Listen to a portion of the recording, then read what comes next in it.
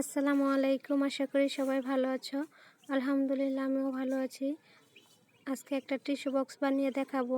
সেজন্য এখানে আমি একটা চারকোনা ফোম নিয়ে নিয়েছি।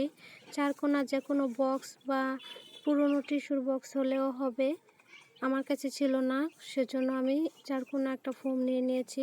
তারপর এটার মধ্যে পলিথিন পেঁচিয়ে সুতা দিয়ে পেঁচিয়ে নিয়েছি, যাতে করে পরবর্তী সময় এটা খুলে বের করা যায়।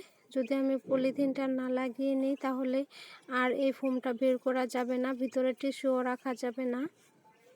এখন আমি ক্লেগুলো চারপাশে ঘুরিয়ে ঘুরিয়ে লাগিয়ে নেব। শুধু নিচের পাশটা খালি থাকবে, ওই পাশে ঢাকনা লাগাবো। যেখানে টিস্যুর ঢাকনা থাকে ওটা পরে উপরের সাইডে চলে আসবে শুকানোর পরে।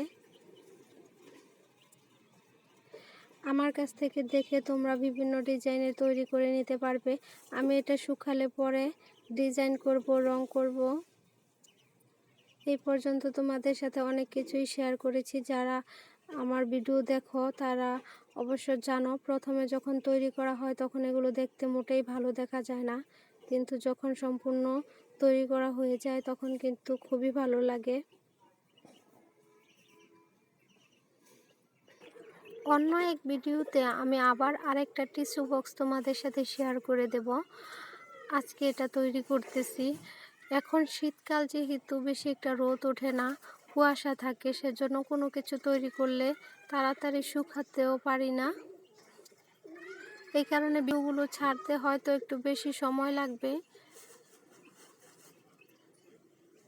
এই যে আমি চারপাশটাতে দিয়ে নিয়েছি, যেহেতু কাগজ লাগিয়ে নিয়েছি এখন কিন্তু তাড়াতাড়ি করে লাগানো যাচ্ছে না, কাগজ থেকে পড়ে যাবে, সেজন্য আস্তে আস্তে করে লাগাতে হবে চারপাশে।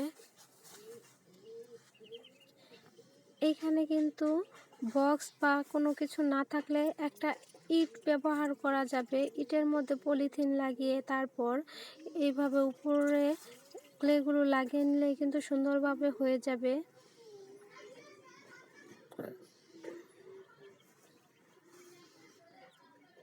আমার ভিডিওগুলো যদি ভালো লেগে থাকে তাহলে তোমরাও ট্রাই করতে পারো, এইভাবে বিভিন্ন জিনিসপত্র বানাতে পারো, বা আমার চেয়ে ভালো অনেক সুন্দর জিনিস বানাতে পারো। কারণ এক রকমের দেখলে মাথার মধ্যে আরেক রকমের আইডিয়া এমনিতেই চলে আসবে।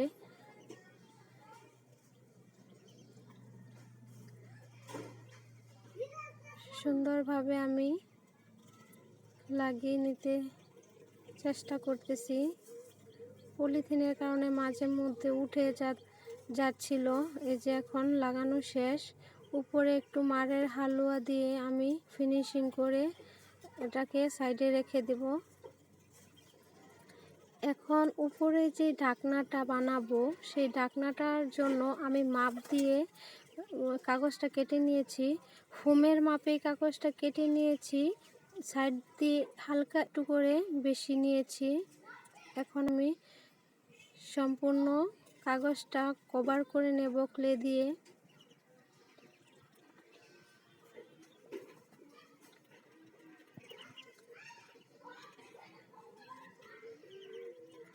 আস্তে আস্তে চেপে চেপে লাগিয়ে নিচ্ছি।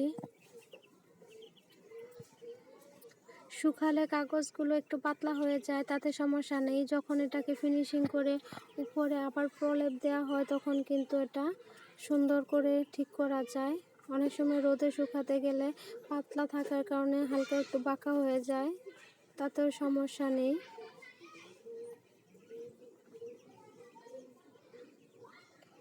সাইডে দেখতে পাচ্ছ আমি সুন্দরভাবে একটা ফুলদানি আর বিভিন্ন জিনিসপত্র তৈরি করে নিয়েছি। এগুলো রং করে শুকাতে দিয়েছি। যারা আমার ভিডিও দেখো, যারা আমার চ্যানেল সাবস্ক্রাইব করেছো, অনেকেই দেখেছো সাইডে যেগুলো রেখেছি এগুলোনের কিন্তু সম্পূর্ণ সবগুলোনের ভিডিও দেওয়া আছে পার্ট পার্ট করে। তো তোমরা যদি চাও তাহলে ফুলদানি, তারপর ছাতা সুপিস, যেখানে যা যা আছে সব কিছুই তোমরাও শিখে নিতে পারবে।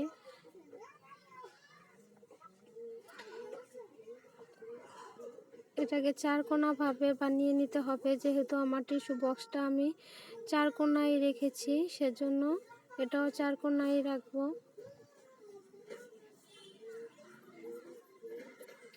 এখন কি করব, মাঝখান থেকে একটু উঠিয়ে রেখে দেব, কারণ এইখানটাতে টিস্যু বের করার জন্য যে জায়গাটা থাকে সেই জায়গাটা আমি করে নিচ্ছি। এই যে দেখো, এইভাবে আমি জায়গাটা করে নিয়েছি। পরে এটা শুকানোর পরে আমি দ্বিতীয় পার্ট তোমাদের সাথে শেয়ার করব। সেই পর্যন্ত সবাই ভালো থেকো, সুস্থ থেকো। আল্লাহ হাফেজ।